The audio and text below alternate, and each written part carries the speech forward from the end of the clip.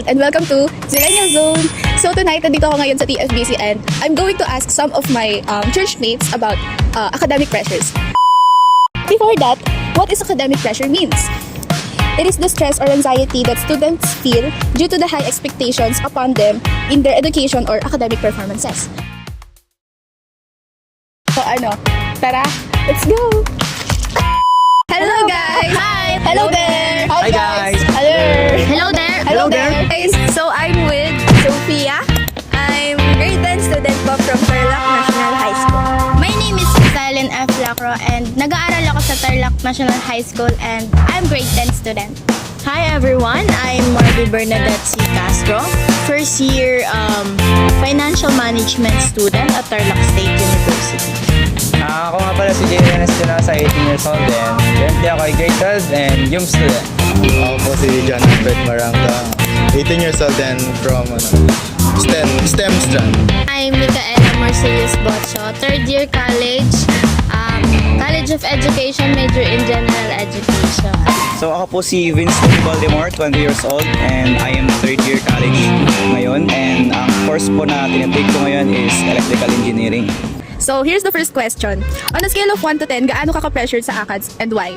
Thank you for that wonderful question. Siguro po kung i-rate kung gaano ako ka-pressure sa ACADS, siguro po nasa 7 to 8. Kasi depende kasi yun sa kung gaano kadami yung requirements na need ipass. Syempre, doon tayo mas lalong nape-pressure. And kung may schedule naman and namamanage na maayos, doon napabawasan yung pressure. Para sa akin, yung scale ko is out of 8. 8 out of 10 kasi yung 2% na hindi ko sinama is nakakapag-chill-chill pa ako. Pero yung 8, depende siya kung madaming ipapass tapos sabay-sabay yung deadline. Doon ako nagka-cram. For me right now, siguro dahil first year pa lang ako, like 5 or 6 lang yung scale dahil siguro starting pa lang, hindi ko pa ganong napifeel yung pressure. So, yun lang, 6. The scale of 1 to 10, sabihin na natin 8 kasi yan, graduating, isang katutak yung binibigay sa activities kasi nga graduating, diba? So parang preparation for college, ganun.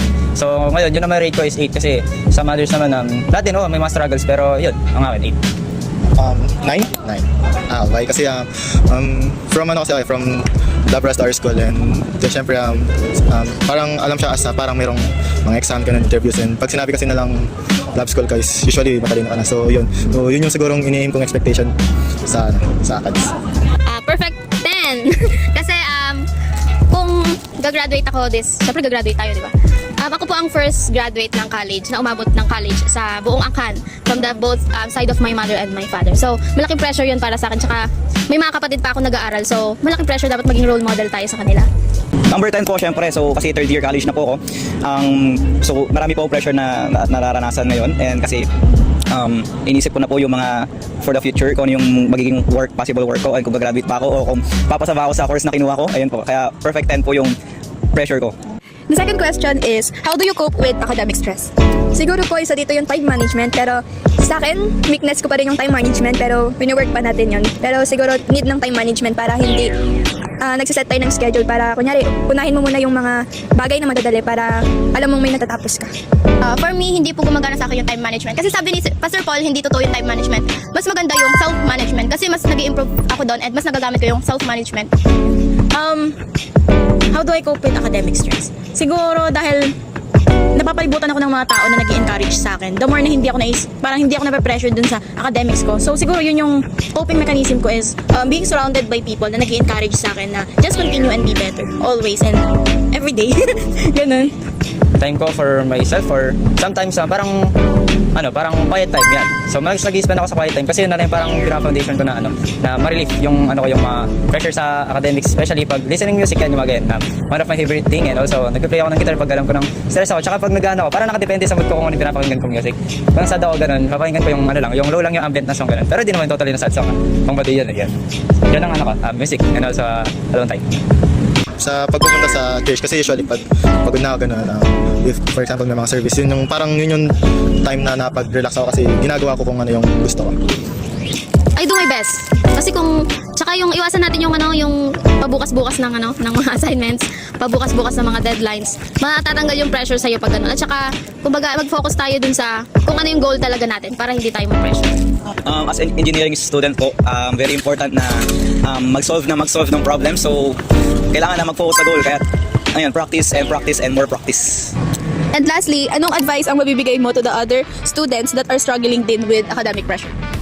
Siguro po yung sa pag self-care nila and sa wag silang masyadong parang don't be hard sa sarili mo. Ayun, tapos mag-set siya ng mga plan niya, schedule, para hindi siya na-pressure. Ayun po. Kaya mo yan. Para sa akin, wag mo pong masyadong i-stress yung sarili mo. Mag-chill-chill ka lang din pero wag masyadong chill kasi mas ikaw yung mahihirapan sa huli. And para sa akin, para maiwasan yung cram, gawin mo siya ng mas maaga. Pero kapag hindi pa naman ganun kailangan, pwede pa naman mag-chill konti. Pero dapat tapusin mo siya ng mabilis. Siguro yun, dahil ang coping mechanism ko is I'm surrounded with people who encourage me. Ganun din yung gawin nila. Find people who will encourage them rather than put them down. Especially sa academics na, syempre mahirap as a student yung marami kang ginagawa, maraming activities, ganyan. Imbis na i-surround mo yung sarili mo sa mga tao na puro reklamo, like, ay, puro activities, ganyan. Try to surround yourself with people na i-encourage ka to do better, to fight for your future. Kaya puro negatives yung naririnig mo. Kasi once na positive yung surrounding mo, magiging positive din yung mindset. So yan, ang ano ko naman is surround yourself nyo ng mga positive persons. Yeah, may mga times na parang feel natin super stress and academically pressured ganun. Pero ang may advice ko lang is keep on fighting. Kasi sometimes darating tayo sa time na pasok na tayo sa buhay. Pero remember, meron tayong future lahat. And also may mga plans tayo na gusto natin masucceed. So parang part na natin, kumbaga training ground pa lang yung natin eh. Yung kung nasan man tayo ngayon, kung grade ka man or college student ka man ganun. Nasa training ground tayo para masucceed natin yung better future para sa atin. So para sa mga kapwa-kabataan dyan, ang message ko lang is keep on fighting, huwag susuko. Siguro kahit na may mga pressure, lagi yung ginagawa is do it on your own flow na, for example, if pagod ka na, meron namang rest, dahil mag-rest ka pa rin, pero still pag gumagawa ka ng ACADS mo, mga projects, assignment, siguro do your best pa rin. Huwag ka lang mag-settle sa yun na yun, okay na yun. So yun. Ang mabibigay ko lang is do your best and lahat naman ng ginagawa mo academically is para din naman sa yan. Hindi yan para sa mga taong nagpapa-pressure sa iyo or hindi para sa mga taong nasa paligid mo. Yung ginagawa mo ngayon sa school is for your future and para din sa sarili mo. Ang advice ko lang po sa mga kapwa ko student, galingan nyo lang and laban lang, kaya natin to. Laban lang, Alaksan. So, hello there everyone, I'm back again. So, ngayon ay i-share ko naman sa inyo yung 3 na natutunan ko throughout the interview.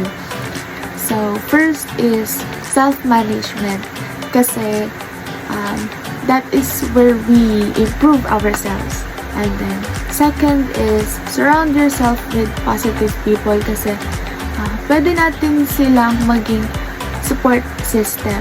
And third is just do your best and don't forget to take a rest.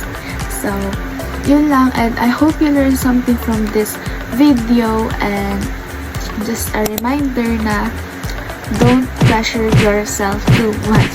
And yun lang, and bye! Yun lang! Bye!